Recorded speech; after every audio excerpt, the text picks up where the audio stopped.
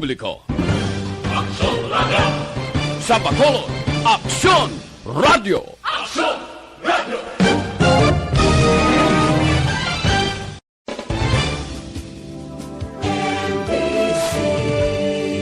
Manila Broadcasting Company. Sa balita, komentaryo, isyu, serbisyo publiko. Aksyon Radio! Sa Bacolod, Aksyon Radio! Aksyon Radio!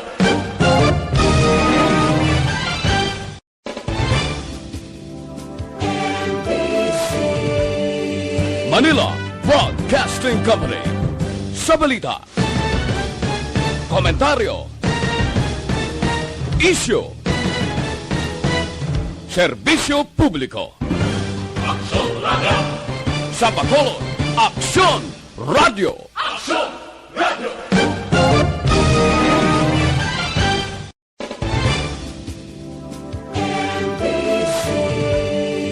Manila Broadcasting Company. Sa balita, komentaryo, isyu, serbisyo publiko. Aksyon Radio! Sa Bacolod, Aksyon Radio! Aksyon Radio!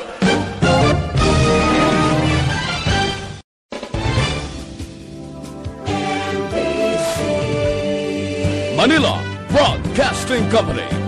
Sa balita, komentaryo, isyu, serbisyo publiko. Aksyon Radio! Sa Bacolod, Aksyon Radio! Aksyon Radio!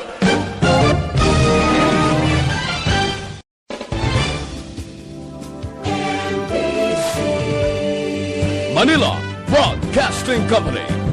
Sa balita, komentaryo, isyu, serbisyo publiko. Aksyon Radio! Sa Bacolod, Aksyon Radio! Aksyon Radio!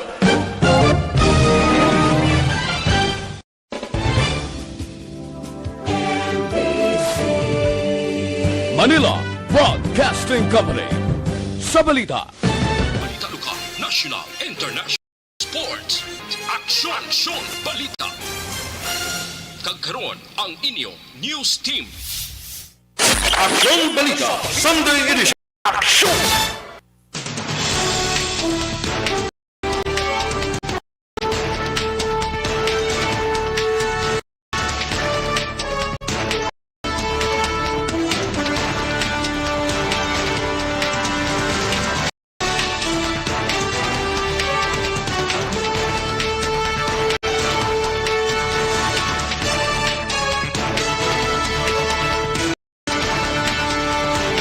Sa mga headlines sa mga balita lokal. Bacolod nagapanguna sa may pinakadamo ang menor de edad nga nabakunahan kontra COVID-19 sa bilog nga Pilipinas. Bangkay sa duha ka mga soldado nga napatay sa engkwentro sa Banwas ang Moises Padilla gindala na sila tagsa ka mga lugar. Sa mga National DILG, plano nga hindi pag-ihatag ang subsidy sa mga 4-piece beneficiary nga wala nakapabakuna kontra COVID-19. Vice Presidente Robredo nagpanguna sa Truth Survey sa mga presidential candidates. Una sa balita, una sa aksyon.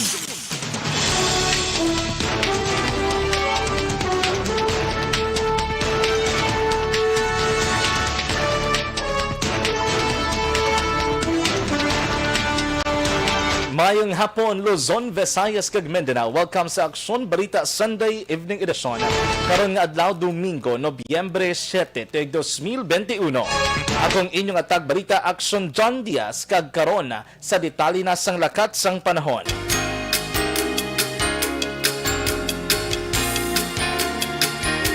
Nasiplatan ang isa ka low pressure area kung LPA sa baybayon sa Mamburao Occidental, Mindoro. Samtang ang easterlies naman ang nag-apekto sa nasidlangan nga bahin sa pungsod Pilipinas. Ang Bicol Region, Calabarzon, Aurora, Northern Samar, Marinduque kag Northern Palawan ang maka-eksperyensya sa lapta-lapta nga pagulan kag pagpanaguob tugas ang easterlies kag LPA. Ginapahandaman ang publiko sa nagatenera sa among mga lugar bangod sang posible pagbaha kapag tiphag sang duta. Samtang ang Metro Manila kanabili nga bahin sa pungsod Pilipinas ang makabatsag sa magaluumon tubtob magaluumon nga kalangitan kag pag-ulan bangod man sang easterlies kag LPA. Ang adlaw na tanan ang magbuklat tak na alas 5:54 buwas sa aga. Ang temperatura babadsagan sa 24 degrees Celsius tubtob 33.9 degrees Celsius.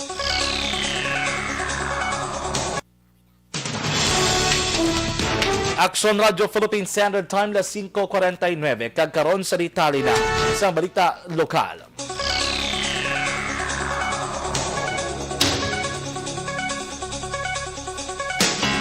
Nanguna ang syudad sang Bacolod sa bug-os nga Pilipinas sa may pinakadamong ang kabataan nga nabakunahan kontra COVID-19 sa mga A3 pediatric priority kung inagaedad 12-17 anyos.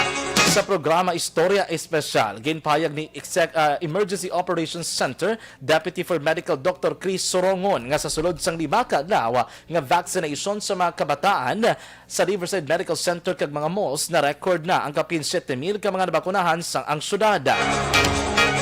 Sunod kay Sorongon, mag-aumpisa naman sa pagpabakuna buwas Lunes ang Taytong High School, Miyerkules sa San Agustin College, Webber University of St. La Salle, sa Biyernes sa La Consolacion College kag St. John Institute, kag sa Sabado sa Trinity Christian School.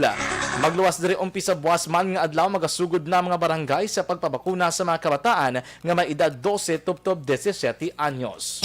Pinakalipay tangay anunsyo may pabalo sa aton ng tagpalamati nga ang Bacolod City amo ang nagapanguna number 1 nationwide sa pediatric turnout sa aton nga nabakunahan both sa comorbidities kan sa aton nga the rest of the pediatric population. Nabatian si Dr. Chris Sorongon. Ginakalipay ni Bacolod City Mayor Evelio Lunadia ang report sa Department of Health nga ang syudad sang Bacolod ang nagpanguna sa may pinakadamong A3 priorities nga nabakunahan kontra COVID-19 sa sulod sang 3 ka beses. Sunod kay Lunadia ang kadalagan sang vaccination program sang syudad sang Bacolod ang resulta sang kapisan kag dedikasyon sa mga medical frontliners nga padayon nga nagatrabaho sa piyak sang risgo. Ginapasidunggan man ni Lunadia ang mga frontliners sa ilang maayong kontribusyon sa kampanya kontra sa pandemya. Nagsugod ang pagpapakuna sa mga nagaedad 12-17 anyos sa syudad sang Bacolod sa Oktubre 29 kag nagapadayon pa. Ang syudad sang Bacolod ang ginasundan sang syudad sang Vigan nga may 1,578 ka mga nabakunahan. Probinsya sang Isabela nga may 808, syudad sang San Fernando nga may 571 kag Ilagan sa probinsya sang Isabela nga may 533.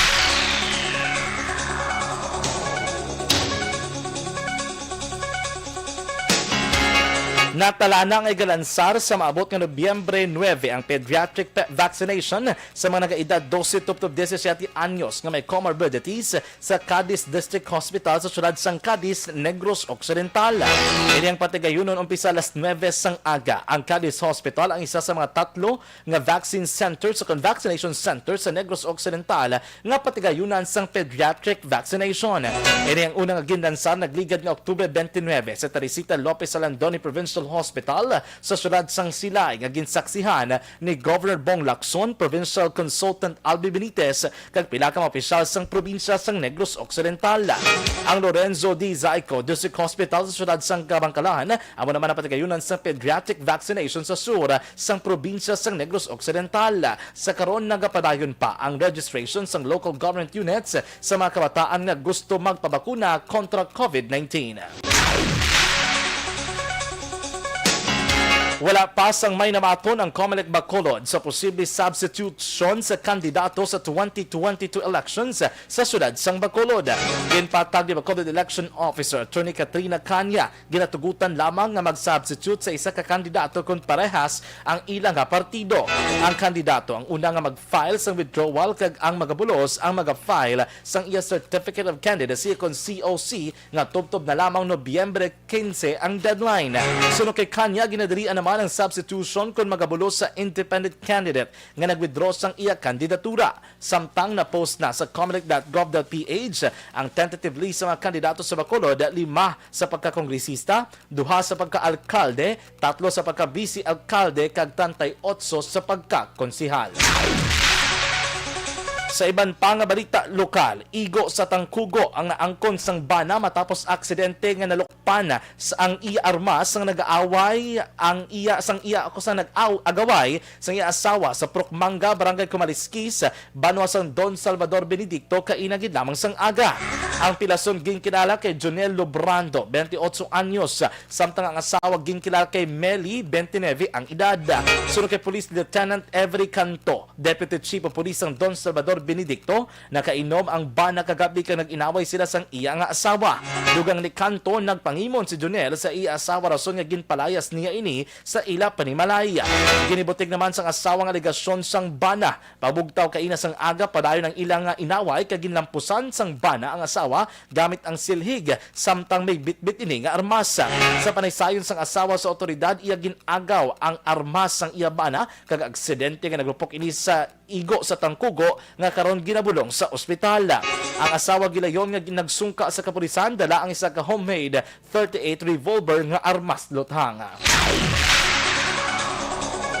Ginkumpirman ni 303rd Infantry Brigade Commander Brigadier General Inocencio Pasaporte nga gindulong na kahapon sila tag sa kamapulian ang duha ka mga soldado nga napatay sa engkwentro tidirikdan nga Miyerkules, Nobyembre 3, 2021 sa tunga sang 79th Infantry Battalion kag armadong hubon sang New People's Army sa Barangay Quintinrimo, banwa sang Moises Padilla. Sa interview sa Aksyon Radio kay Brigadier General Pasaporte, ang napatay mo Sanday Army Corporal Vincent John Terrero, residente sa Barangay Tuoy, Syudad sang Himamaylan, kag Army Private Cesar Ayan Eleuterio nga nagapuyo sa Barangay Haina Norte, Hamindan, Capiz. Ginpayag man ni Pasaporte galuwas na sa katalagman ang 4 ka mga miyembro sang 79th IB nga napilasan sa engkwentro kag karon padayon na nga ginabulong o kung nagapaayo sa Shaton Hospitals o sa Station Hospital sa Camp Lapu-Lapu sa probinsya sang Cebu.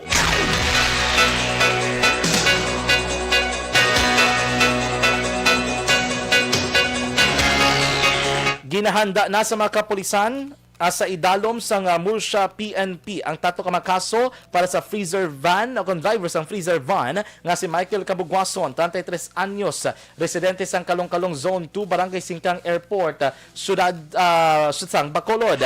Matapos sa patayin duha ka nagaang kasanay sa motor kag sa pagkapila sang iban pa o kon sa iban pa nga sa aksidente nga naglutad kahapon sa Senda Mananco, Barangay Pandanon Silos, banwa sang Murcia. Sunod kay Police Corporal Verhil Sedimo, Traffic Investigator sang Murcia PNP, si Cabugwason ang magapangtubang sang kasong reckless imprudence resulting to multiple homicide, physical injury kag damage to property. Madumduman 4 ka mga salakyan ang involvado sa aksidente kahapon, isa ka freezer van nga loaded sang ice cream, isa ka Toyota Hilux, isa ka Fortuner kag isa pa ka motorsiklo nga ginasakyan sa manang kalamatay nga Sanday Jolito Cañete kag Jimmy Gadiani nga lunsay nagapuyo sa Sitio Punod, Barangay Prosperidad, Syudad sang San Carlos. Si Cabugwaso nagapabilin karon sa custodial facility sang Murcia PNP. Masobra 80,000 ka pesos nga balor sang ginasuspetsuhan shabu ang na-recover sa mga otoridad gikan sa duha ka ginalegad drug pusher pinaagi sa bypass operation kay nagilamang sang aga sa Purok Tilapia, Barangay 3, Syudad sang Bacolod.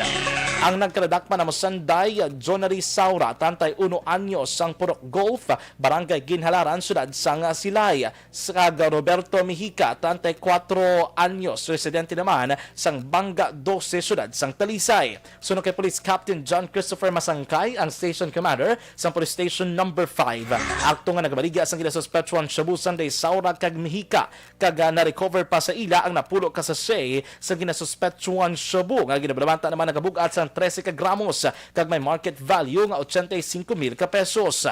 Sanday Saura kag Mihica ang nahulong karon sa custodial facility sa Police Station Number 5 para sa nagakaigo nga disposisyon.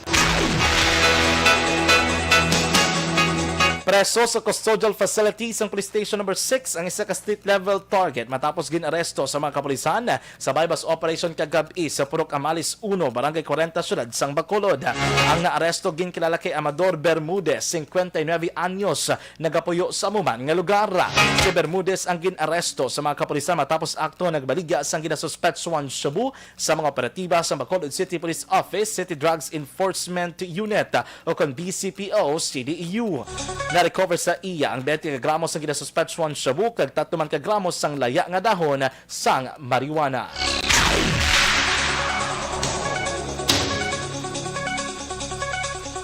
Masobra 300,000 ka pesos nga koleksyon ang nakuha sa mga kawatan gikan sa duha ka mga kolektora matapos gin-hold up tinalikdan nga gabi sa AHS Pension House, Highway Tumabinay, Barangay 9, Syudad sang Kabangkalan. Sa inisyal nga pagpangusisa ni Police Lieutenant Dennis Melgarijo, Deputy Chief of Police ng Kabangkalan City Police Station, ang insidente natabo Biyernes sang gabi apang kahapon gilamang na report sa mga kapulisan. Sa diin ang mga biktima ang Sunday Godfrey Calves, 33 anyos, residente sa Parokyanson, Barangay Mandalagan, Syudad sang Bacolod, kag Romel Magallones, 29 ang edad, nagapuyo sa Barangay 1, Syudad sang La Carlota, kag cash collector sang SYL. Ginaligar ang mga biktima ang may tatlo ka mga wala makilala nga suspetsado nga armado sang shotgun ang nagsunod sa pension house nga nagdeklarar sang hold up. Nakuha sa mga hold upper ang 143,750 ka pesos nga cash collection ni Godfrey Calves kag masobra 177,000 pesos naman kay Romel Magallones. Nakuha man sa mga suspect ang 5 ka mga telepono o cellphone sang mga biktima. Sa pinakauli nga balita lokal, pagatukuron ang 2-story building extension sang Balay Pasinungan sa compound sa Bacolod City Police Office. Ini matapos ang damlaglang groundbreaking sang proyekto nga ginpangunahan ni Bacolod City Mayor Evelio Donadia upod ang pila ka opisyal kag ang Soroptimus International of Bacolod. Ini nga proyekto nang imposible sa bulig ni Malcolm Mary nga nakabase sa Hong Kong nga nagdonar sang 5.5 milyones pesos. Sunod kay Police Lieutenant Arlene Torendon, Acting Chief sa Bacolod City Police Office, Women and Children Protection Desk, ang Balay Pasinungan ang temporary shelter para sa mga biktima sang sexual kag physical abuse samtang nagapadayon ng ilang kaso. Yun payag nito rin doon nga may existing nga Balay Pasinungan sa BCPO compound kag karon may 4 ka mababahi nga temporaryo nga nagatiner diri. Una sa balita, una sa aksyon. Aksyon Radio Philippine Standard Time, lasais ang taknasang gabi. Sa mga balita national, DILG plano nga hindi pag-ihatag ang subsidy sa mga 4-piece beneficiary nga wala na nagpabakuna kontra COVID-19. Vice Presidente Robredo nagpanguna sa truth survey sa mga presidential candidates. Ang detalye sa nagapanguna ng mga balita national pagkatapos gid lamang sini. Liwat nga nagbaton sang pagpasidungog ang mga katapo kag programa sang Aksyon Radyo Bacolod sa ginpatigayon nga tingog kag Handurawan Awards 2021. Ladies and gentlemen, our icon of radio in Negros Occidental this year goes to Fred Salanga of DYEZ Aksyon Radio. Ginkilala bilang icon of radio in Negros Occidental, si Aksyon Fred Salanga. Anchorman of the Year, si Aksyon Boy Duran. Ladies and gentlemen, for Anchorman of the Year, and the winner is Renato Boy Duran of DYEZ Aksyon Radio. Reporter of the Year, si Aksyon Eric Magmanwa. For Best Reporter of the Year, and the winner is Eric Magbanwa of Aksyon Radio Bacolod. Special Awards for Broadcast Engineering, si Aksyon Henry Espolgar. Our Tingog Kaghandurawan Awards Special Awards for Broadcast Engineering. And the winner is Henry Espolgar, DYEZ Aksyon Radio Bacolod. Best Entertainment Program for AM, ang harana sa DYEZ Aksyon Radio Bacolod. Nominees for Best Entertainment Program for AM, Ronda Extra, Tingog Mo, Tukibon Ko, and Harana. And the winner is Harana by Aksyon Radio Bacolod. Aksyon Radio Bacolod, #1. Madamo nga salamat mga ka-aksyon sa padayon nga pagsalig sa matugtuod nga numero 1 nga istasyon. DYEZ Aksyon Radio Bacolod. Aksyon Radio Bacolod #1.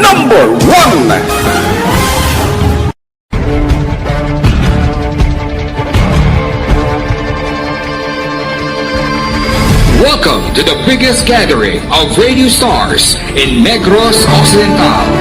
This is the biggest and most coveted recognition for people and voices behind the microphone in the island. Liwat nga nagbaton sang pagpasidungog ang mga katapo kag programa sang Aksyon Radyo Bacolod sa ginpatigayon nga tingog kag Handurawan Awards 2021. Ladies and gentlemen, our icon of radio in Negros Occidental this year goes to Fred Salanga of DYEC Aksyon Radio. Ginkilala bilang icon of radio in Negros Occidental, si Aksyon Fred Salanga. Anchorman of the Year, si Aksyon Boy Duran. Ladies and gentlemen, for Anchorman of the Year, and the winner is Renato Boy Duran of DYEZ Aksyon Radio. Reporter of the Year, si Aksyon Eric Magmanwa. For Best Reporter of the Year, and the winner is Eric Magbanwa of Aksyon Radio Bacolod. Special Awards for Broadcast Engineering, si Aksyon Henry Espolgar. Our Tingog kag Handurawan Awards Special Awards for Broadcast Engineering. And the winner is Henry Espolgar, DYEZ Aksyon Radio Bacolod. Best Entertainment Program for AM, ang harana sa DYEZ Aksyon Radio Bacolod. The nominees for Best Entertainment Program for AM, Ronda Extra, Tingog Mo, Tukibon Ko, and Harana. And the winner is Harana by Aksyon Radio Bacolod. Aksyon Radio Bacolod #1. Madamo nga salamat mga ka-aksyon sa padayon nga pagsalig sa matugtuod nga numero 1 nga istasyon. DYEZ Aksyon Radio Bacolod. Aksyon Radio Bacolod #1.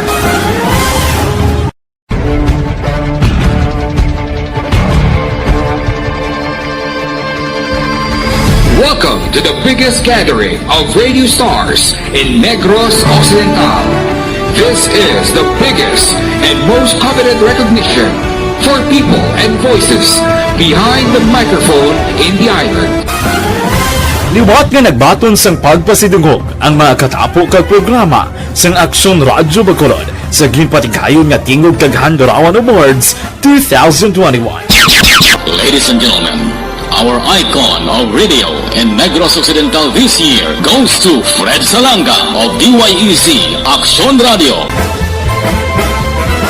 Ginkilala bilang icon of radio in Negros Occidental, si Aksyon Fred Salanga. Anchorman of the Year, si Aksyon Boy Duran. Ladies and gentlemen, for Anchorman of the Year, and the winner is Renato Boy Duran of DYEZ Aksyon Radio. Reporter of the Year, si Aksyon Eric Magmanwa. For Best Reporter of the Year, and the winner is Eric Magbanwa of Aksyon Radio Bacolod. Special Awards for Broadcast Engineering, si Aksyon Henry Espolgar. Our Tingog kag Handurawan Awards Special Awards for Broadcast Engineering. And the winner is Henry Espolgar, DYEZ Aksyon Radio Bacolod. Best Entertainment Program for AM, ang harana sa DYEZ Aksyon Radio Bacolod. The nominees for Best Entertainment Program for AM, Ronda Extra, Tingog Mo, Tukibon Ko, and Harana. And the winner is Harana by Aksyon Radio Bacolod. Aksyon Radio Bacolod #1. Madamo nga salamat mga ka-aksyon sa padayon nga pagsalig sa matugtuod nga numero 1 nga istasyon. DYEZ Aksyon Radio Bacolod. Aksyon Radio Bacolod #1.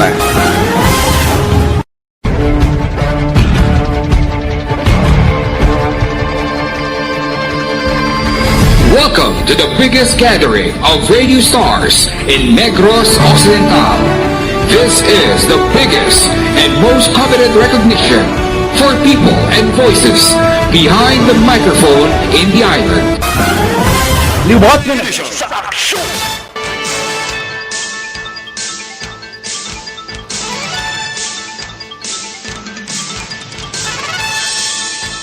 Aksyon Radio Philippines Standard Time las 6:08 kagkaron sa ritali sa nagapanguna ng mga balita nasyonal.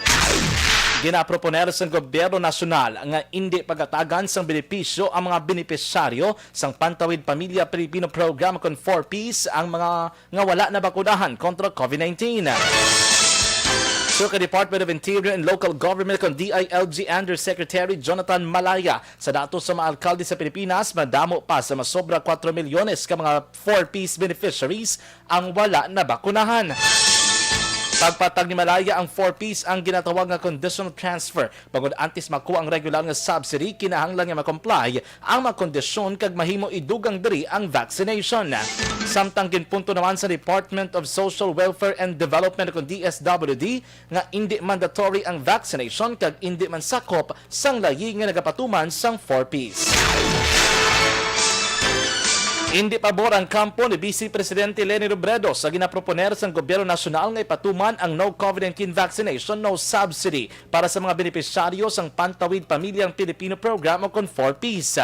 Sunod kay Attorney Barry Gutierrez, spokesperson ni Robredo, madugay na nga ginapuntos ang Vice Presidente nga hindi dapat pagpiliton ang isa ka persona nga magpabakuna kag hindi man dapat nga pahugon. Nagapati si Robredo nga madamo sa gihapon sang maayo nga solusyon agud maengganyo ang tanan nga magpabakuna kontra COVID-19. Sa piyak sini, ginaduso ni Robredo nga mas maayo kung natagan sang insentibo ang nagpabakuna kontra COVID-19 imbis nga pahugon o kung natagan sang penalidad ang wala nagpabakuna. Dugang pa nagapati ang kampo ni Robredo nga dapat magpatuman sang mas epektibo kag lapnagon nga information campaign may angot sa vaccination program.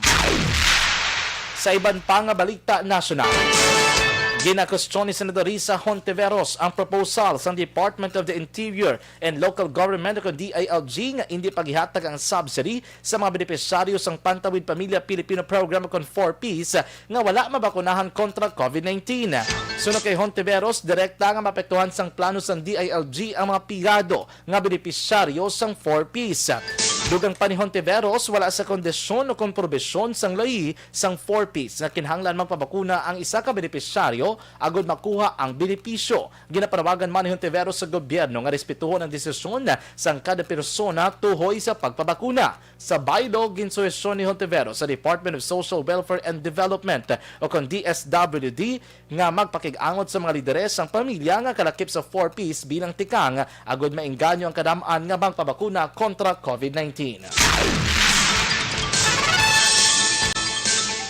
Halos 75% sa mga nagsumeter sang Certificate of Candidacy o COC para sa nasyonal nga posisyon ang mahimo madeklarar nga mga nuisance candidates sa tion nga masala na ang tanan nga nag-file. Ginpayag ni Comelec Education and Information Department Director Eliza Sabili David nga sa 569 ka mga aspirants, halos 3/4 ni ang madeklarar nga nuisance candidates. Sa datos ng Comelec, nakabaton sila sang 97 ka Certificate of Candidacy para sa pagka-presidente, 28 sa pagka-vice presidente, 174 sa senador, kag 270 sa party list candidates.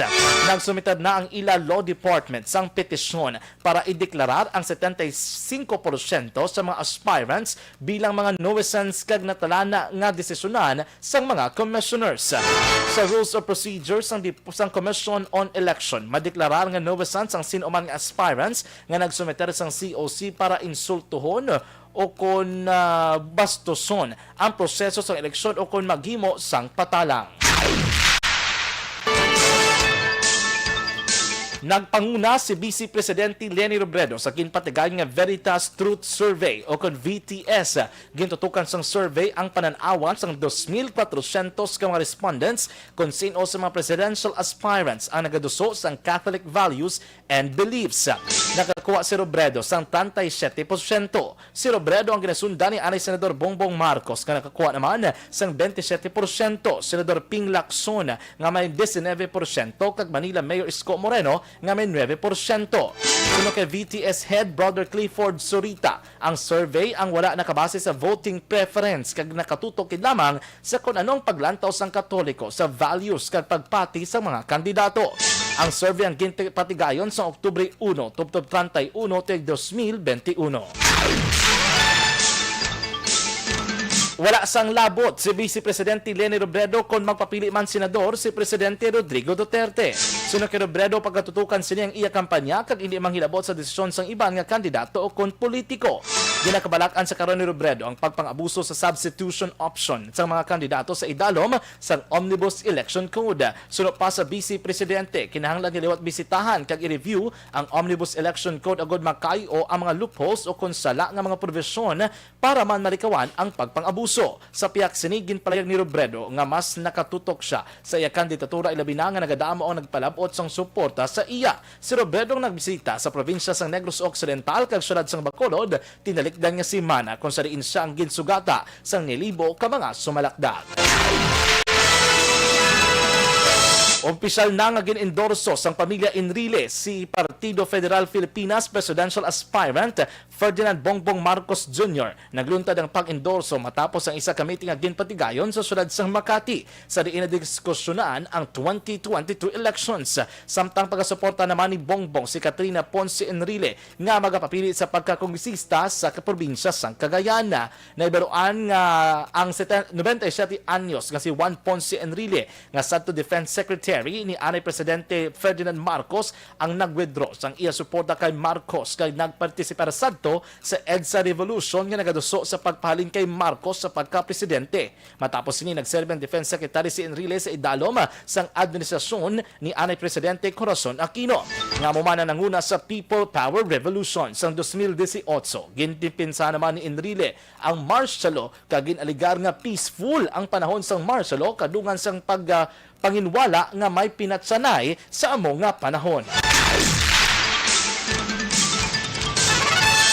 Bangod naman sa malala nga epekto sang COVID-19, ginaduso ni 2nd District Davao Oriental Representative Joel Almario nga ischedule ang pagpatigayon sang barangay kag sangguniang kabataan election sa pungsod sa Disyembre 2024. Ini ang kaundan sa ginfile nga House Bill number 10425 o kunang postponing the 2022 barangay elections to 2024. Naibaluan ang pagpatigayon sang barangay kag SK elections ang gintala sang COMELEC sa Disyembre 2022.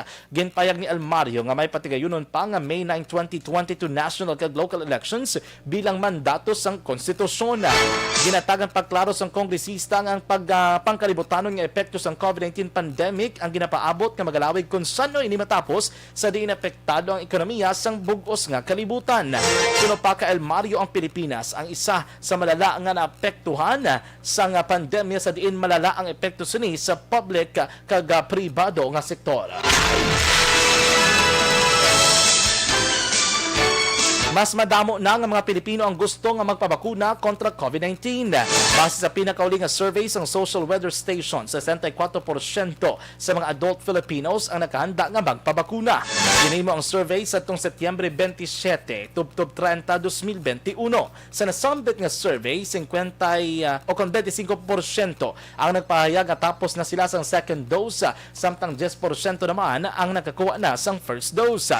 Naglabot naman sa 23% ang payag nga sigurado nga magpabakuna sila sa masunod nga adlaw. Yara sa 19% naman ang nagpahayag nga hindi sigurado nga magpabakuna, samtang yara naman sa 18% ang hindi magpabakuna kontra COVID-19. Kumpiyansa naman ng gobyerno nasyonal nga malabot ang 1 milyon nga target nga mabakunahan sa kada adlaw sumugod sini nga bulan sang Nobyembre. Sunod kay National Task Force Against COVID-19 Chief Implementer kag Vaccine Czar Carlito Galvez Jr. magadihon sang stratehiya ang gobyerno og mapadasig ang vaccine rollout. Dugang pa ni Galvez ang tanan nga mga resources ng gobyerno ang pagagamiton sa vaccination agud malabot ang target. Iga-activate man ang iban nga mga vaccination sites. Nagpaanda man ang gobyerno nasyonal nga dapat isiguro sang kada local government units nga may madala sila nga magpabakuna sa mga vaccination sites.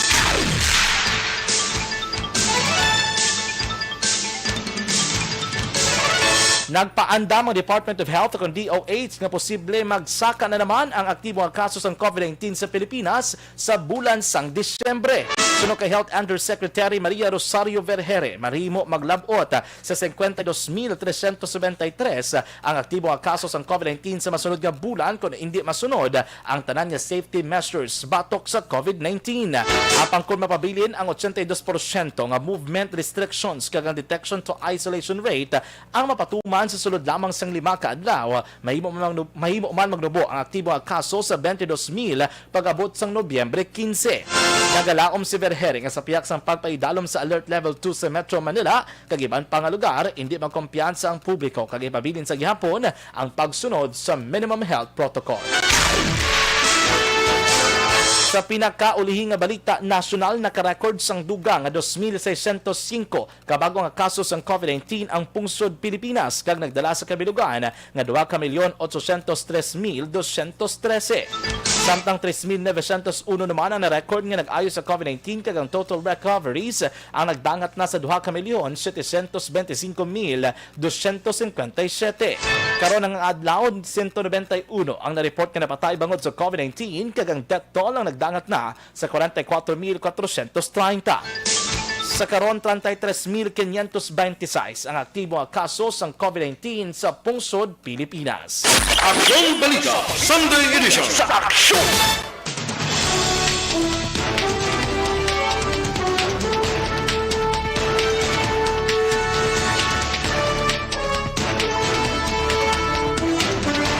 Aksyon Radio Philippine Standard Time las 6:19.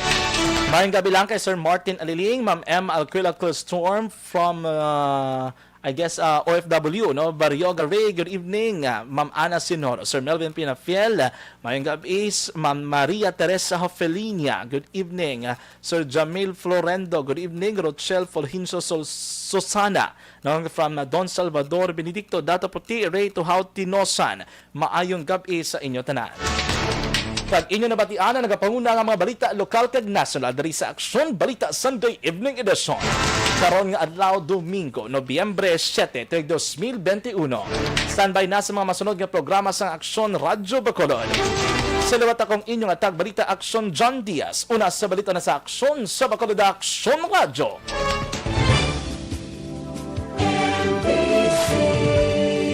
Manila Broadcasting Company. Sa balita, komentaryo, issue, serbisyo publiko. Aksyon Radio! Sa Bacolod, Aksyon Radio. Aksyon Radio!